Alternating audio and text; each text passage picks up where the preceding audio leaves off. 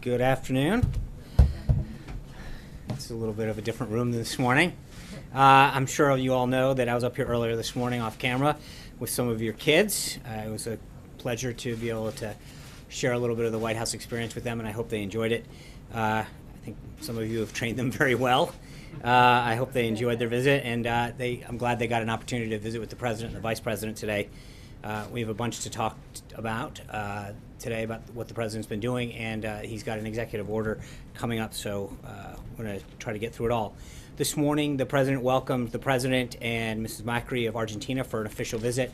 As you know, the President and the First Lady of Argentina just left, so we will have a readout for you very shortly on that. We've got at 2 p.m. the President will be signing a memorandum on aluminum imports and threats to national security, so we'll try to keep this briefing on time. I know Secretary Ross spoke about the memo that the President's signing a bit yesterday, but I want to reiterate that the American aluminum industry is in trouble, having declined down to the lowest levels of aluminum that we've produced since 1952. It is critical for our national defenses. The Army ground vehicles and the Air Force jets, the Navy warships, but American companies are producing less aluminum than before, especially in the high purity aluminum that's used to build things like the F-35, the F-18, and the C-17s. The Secretary of Commerce has initiated an investigation to determine what effect our reliance on imported aluminum has on both national and economic security. The memo the President will sign today, similar to the memo he signed on steel, elevates this investigation and directs the Secretary to prioritize its completion. This memo, combined with similar action on steel, is an important step towards fulfilling the President's promise to, quote, put American steel and aluminum back into the backbone of our country. The President has been speaking about revitalizing the American manufacturing industry for quite a long time. Another one of the President's most significant pledges has been to ensure that the men and women who have served this nation in our military have the care, treatment, and support they so greatly deserve. So later this afternoon, the President will go to the Department of Veterans Affairs, where he will sign an executive order that will take serious action to fix the broken VA system through the establishment of the new VA Office of Accountability and Whistleblower Protection, which will remove and discipline federal employees and managers who have violated the public's trust while protecting employees that speak out about wrongdoing. The President will be joined at the VA by several veterans and their spouses who have experienced or witnessed firsthand the poor quality of treatment that unfortunately too many of these heroes have received at VA facilities, including Sergeant Michael Vierto, who lost his leg and arm when he stepped on an IED in Afghanistan in 2010, and his devoted wife and caregiver, Sarah.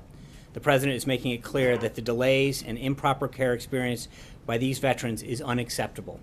The President's action today comes on top of his signing the Veterans Choice Improvement Act last week, which gives more veterans the option of seeing the doctor of their choice without traveling long distance or waiting for VA care.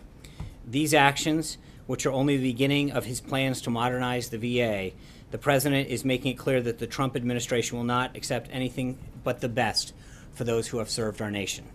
Today, as with every day this week, as we approach the 100th day in office for this President, he is continuing to follow through on some of the biggest promises that he made to the American people. On Monday, he hosted a working lunch with members of the United Nations Security Council, reiterating his dedication to making America a leader in the world. On Tuesday, he prioritized the protection of the farmers and ranchers of America's heartland by establishing the Interagency Task Force on Agriculture and Rural Prosperity. Today, he took several important steps to review massive federal land grab by the previous administration under the Antiquities Act and egregious for federal overreach. That was yesterday, actually. And today, as I mentioned, he's taking action on trade and veterans. As we speak of trade, I know last night you saw a readout of the President's call with President Peña Nieto and Prime Minister Trudeau. As the President just said, the President and the Prime Minister called him and asked him to renegotiate NAFTA rather than terminate it. The President has a great deal of respect for these two countries and their leaders, and he said that he would hold on the termination while we negotiate a better and fairer deal for America and its workers. But the President also made it clear that if the parties are unable to agree on a deal that is fair for American workers and companies after renegotiation, giving renegotiation a good shot, he will move forward with termination. And with that, take some questions. Yeah. What changes in NAFTA does the President hope to achieve through the renegotiation? Well, I think when you look at the various sectors, it's obviously being a multilateral agreement. There are areas in Canada, sectors, whether it's agriculture, manufacturing, services, that we look on both of them where I think there's both a modernization, recognizing the world has changed, and also some trade imbalances and issues that have come up, and also, frankly, some areas that fall outside the scope of NAFTA as it was negotiated at the beginning that I think we want to look at. Obviously, the issue of dairy came up, right? So that's an area that we would want to look at as well. And so part of this is to look at not just the existing agreement, but areas and sectors and industries that have fallen outside, or because over the last couple decades have not kept up with what the promises and the commitments that were made. But we've got a ways to go. Matt. Thanks, John. As you know, under both the Reagan and Bush administrations, concerns about tax cut-fueled deficits were dismissed with promises of growth. And we're hearing that same sort of rhetoric now. The deficit increased a great deal under both those administrations after the tax cuts. What's different about the president's plan that won't lead to the same sort of ballooning of the deficit? Well, there's a few things. Number one, we outlined those principles yesterday. We've got a lot of work to do with Congress, and I think it's moving in a very positive direction. There's a lot of pay-fors, as they call them, in this proposal that will continue to be refined as we move forward and negotiated with Congress. So there's a lot of things, but I think the president laid out a plan that achieves or seeks to achieve three basic things. One is economic growth and job creation. Two is a simplification so that the American people can actually file their taxes in a rather normal process that doesn't require a ton of money and time. And three is to do stuff that makes create a better business climate that makes sure that manufacturing and job creation and people want to hire here, and that we help the middle class. Those are the three guiding principles that the president has. As we do that, one of the things that you recognize through a lot of the models here is that you're going to achieve greater economic growth. It's something that we saw both following the tax cuts in the Kennedy administration and the Reagan administration. I think that we can achieve greater growth, economic prosperity, and job creation under the plan that the president laid out. John. Thanks a lot, Sean. You may have seen the news about the Office of the Inspector General announcing that it's launched an investigation into the payment that the former National Security Advisor Michael Flynn received prior to becoming the National Security Advisor from RT, Russia Today, which is an entity of the Russian government. What's your reaction to that, first of all? I think that's appropriate. If they think that there's wrongdoing, that the department's Inspector General should look into that. Are you satisfied with the vetting that was done of General Flynn by the transition team before he came on board as the National Security Advisor? So that's a great question. I appreciate you bringing it up. Let's walk through that for a second. General Flynn was a career military officer who maintained a high-level security clearance throughout his career in the military. His clearance was last reissued by the Obama administration in 2016 with full knowledge of his activities that occurred in 2015, as you point out.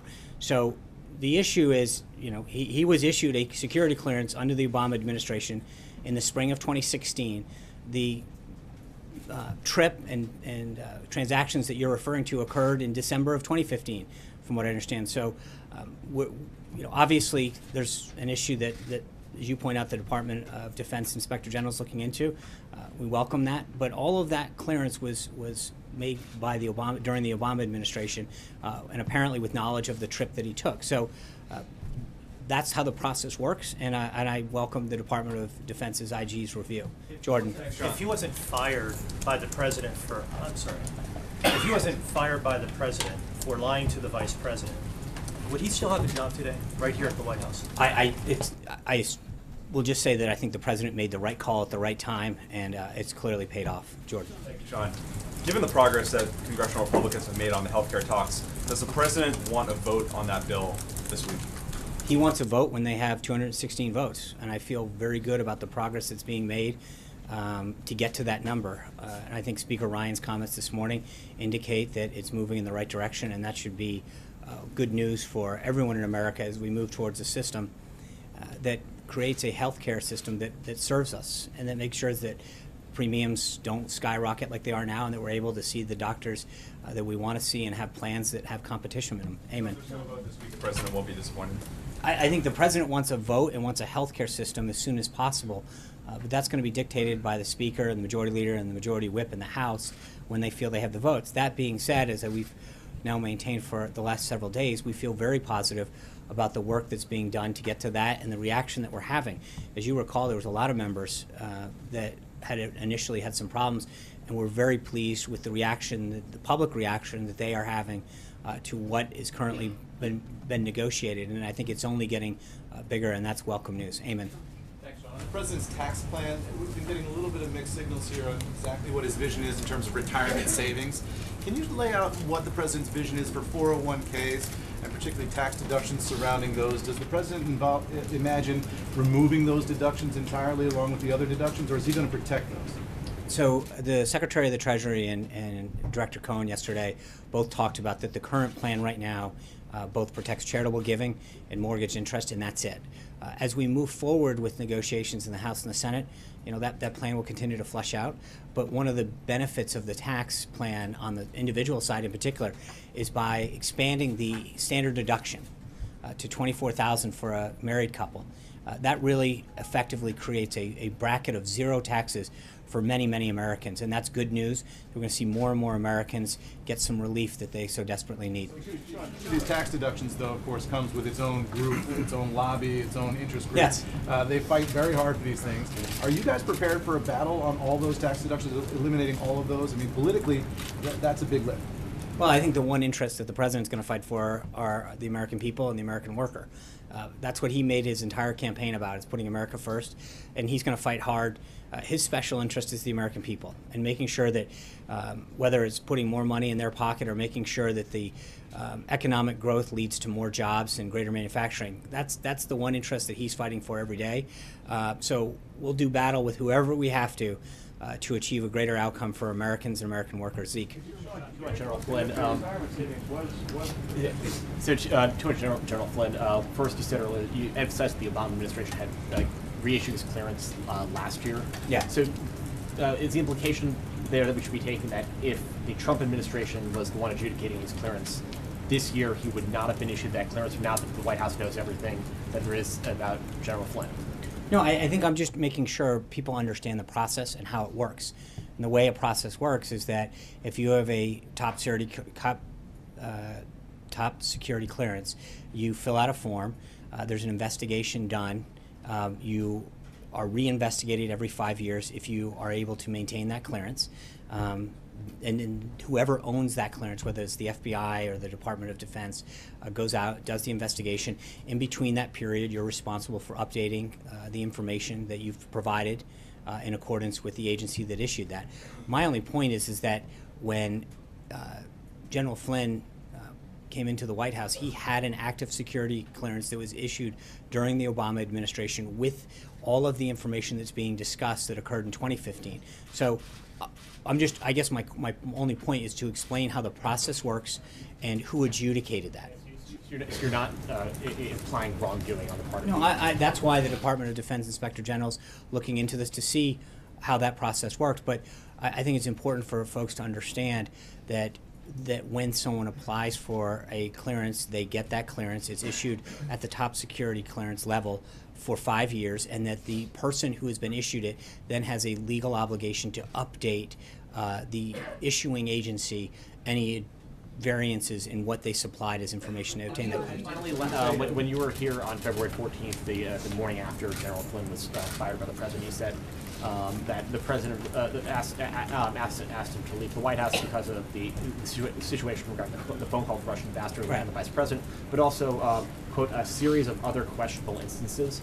I was hoping now you can provide some more information now that more, some of his financial dealings in particular are now have come to light. Is that what led to his termination at the White House? I think we addressed it at the time, and I think but that's right. And I think the president made the right decision at the right time, and he continues to stand by that. Major. Following up on a couple of things that have been brought up to you today. John's question, not the process, but your own vetting, meaning the transition. Are you satisfied that met the standard that should have been met with Michael Flynn? And are there any regrets that this White House has about bringing him in, knowing what you know about him now, and seeing the behavior that would be plainly inconsistent with the standard that candidate Trump set during the campaign? Well, with respect, you're saying our process. The process is every government employee who's eligible for a clearance goes through the same process. So it's not, we don't have a unique That's not process. the only question you asked Michael Flynn. Couldn't possibly be the only thing you asked him. When someone comes in, the question is, do they have a clearance? If not, they apply for one. And if they have one, then the clearance is made available from the issuing agency. That's, you can't, the whole reason you have a clearance is so that someone is found whether or not they're. As you just said, Zeke, it was not just the episode with the Russian ambassador, it was other instances. Those things have come to light. Any regret about bringing Look, him in? I would just say the president. Have this done, and knowing what you know now, did you miss something and you regret bringing Michael Flynn in? I think the president made the right decision at the right time, and it's been pretty clear that he you know. You regret bringing No, Flynn in. I'm just saying he made the right decision, and I think we looked forward from that decision, and the decision stands. On the question about, 'cause Gary Cohn, the Treasury Secretary, left us with the implication yesterday when asked about retirement savings that they were protected. What you just said is indicated they might not be. Can you help us understand? I can't. Let me get back to you on that. I was not clear on that distinction. I will have the Treasury folks read that out for you. So General Flynn came in with just the Obama administration vetting, is that right, Sean? That's how okay. Because that's the impression you're giving. It is. That General Flynn came in and he walked through the door with just the clearance that was conducted by the Obama administration. That doesn't make any sense. Sure it does. The same way that when you applied for a credential to the White House press briefing room, when you were here, hold on. Let me explain the answer to you, Jim. Calm down. The kids have gone. And I'm trying to answer it, Major. This is the answer. When you applied, hold on, listen. When you applied to come here to this briefing room as a member of the press, you applied and you filled out certain forms with the Secret Service to have your background run. When I came in here on January 20th, the people that had been cleared the day before were cleared on the 20th, the 21st, and et cetera. We didn't rerun your background. We trust that when you were cleared the first time, whether if you were cleared on December 15th or January 20th, that you were still, that your background check is still cleared. Every individual came into this White House, either applied for a security clearance or had one. Everyone in the government goes through the same SF-86 process, every single person. And so why would you rerun a background check on someone who is the head of the the Defense Intelligence Agency that had and did maintain a high-level security clearance? That's it. There's no difference between administrations. When you come in from one, they rerun it. The reason they grant them for 5 years is that it's a very extensive background where they check your contacts, your places of residence, your employment. They go out into the field, they do a lot of that work, and then you are required to maintain updates to that clearance. They re-adjudicate it every 5 years. That occurred in this case, and now the Department of Defense Inspector General is looking into it. That's how. Congressman Cummings accuses this White House of a cover-up. You say what? I was frankly taken back by his comments today because they're frankly not true. The Department of Defense was the issuing agency for General Flynn's SF-86. We referred them to the Department of Defense, who owns and issued his security clearance, and they got a copy of it. That's how the system works. The documents that he requested, he received. So, with all due respect, he got the documents that he requested. Our job, they sent a form letter to multiple agencies asking for a copy of this. What we did was properly refer him to the issuing agency and department and said, this is where you got it, and he got it. Are there no other documents that you have at this point that could be turned over to this committee Well, that would he be asked relevant for, to this he asked, investigation? not that I'm aware of at this point. What they sent to us, they asked for the SF-86. That we referred them to the Department of Defense. That's great. 2 is they asked for a contract, all copies of his speaking engagements from a speakers bureau. I believe he was referred to the Speakers Bureau for those contracts. And 3 is they asked for all foreign contacts that he may or may not have had. Since the incident occurred that they're questioning before his employment of the White House, I think we've complied with every document that they've looked for. Caitlin. Thank you. 2 questions. 1, does the president still feel that Mike Flynn should seek immunity? I think Mike Flynn should do what his counsel advises him best to do. But then what does the president? I have not asked him, but I believe that General Flynn should do what his counsel advises him to do. Adam. Secondly, Yeah. the president said he wants to start renegotiating NAFTA as soon as today. That's Has right. he notified Congress about that yet? We've been in communication with Congress for a while on this. Yes. Adam. Thank you, Sean. The president speaking this morning about Puerto Rico. Mhm. They're going to begin defaulting on their debt May 1st Right. without some kind of solution. There are millions of investors in the United States, senior citizens, who may not be aware that they hold funds within muni-bond mutual funds that expose them to a default in Puerto Rico. Is there anything the White House should do or the administration can do, one, to safeguard those senior citizens and their investments, and two, to prevent an increase in cost to states and municipalities that may have to pay more to borrow when they access the muni bond market if Puerto Rico defaults? Right. I think there's the issue itself is extremely complicated in the sense that the president's tweet and the president's discussion revolves around the continuing resolution to fund our government. Our government needs to get, there needs to be a continuing resolution effective this Friday. The president has done everything possible, worked extremely hard with Congress to ensure that we maintain the government open, keep the government open. The Democrats at the last minute have come in and thrown a lot of monkey wrenches into the ability for this to get done, despite the president doing everything that he can to show good faith to keep this going. So it's not just a question of, they keep moving the goalpost. And the issue right now is to make sure that we do what's in the best interest of this country and our people by keeping the government open. That's the issue at hand right now, not a question of whether or not that can be dealt with. There are ways that that issue can be dealt with, but throwing in it at the last minute and trying to gum up keeping the government open is probably not the most effective way.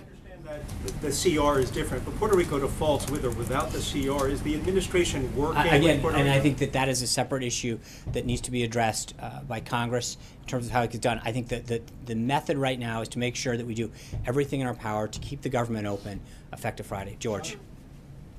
As the tax plan evolves and we start to get details, do you believe it is a fair question for anyone to ask how that plan personally affects the president and his family? Well, I think the president's plan right now is something that every American should worry, hopefully, about how it's going to affect them. And I think when you look at the ways that this is going to benefit middle-class Americans, middle-income working Americans, grow businesses, that should be, and I think, frankly, that is the concern of most Americans out there. They're worried about their job. They're worried about whether their company's growing and expanding. They're worried about whether or not they're saving enough money and how much they're paying in taxes. And I think what the president's #1 goal right now is to provide middle-income and lower-income tax relief to Americans. And that's what his goal is, and I think that's frankly what most Americans' goal is. Cecilia. But is it a fair question to ask? That's up to every individual to ask, but I would guess that most Americans would applaud what the president's doing to spur economic growth and job creation in this country. Cecilia. If middle-income Americans should feel empowered to ask how this plan affects them, why is it that Secretary Mnuchin today could not guarantee that no one in the middle class will pay more under this proposal? I think everyone in the middle class should know that this president's plan is going to make sure that they have more in their pocket. So there is a guarantee from the White House. That's the position of the White House right now. That The position of the White House is that the goal of this of this president's tax plan is to provide them and lower income people. We will make America great again.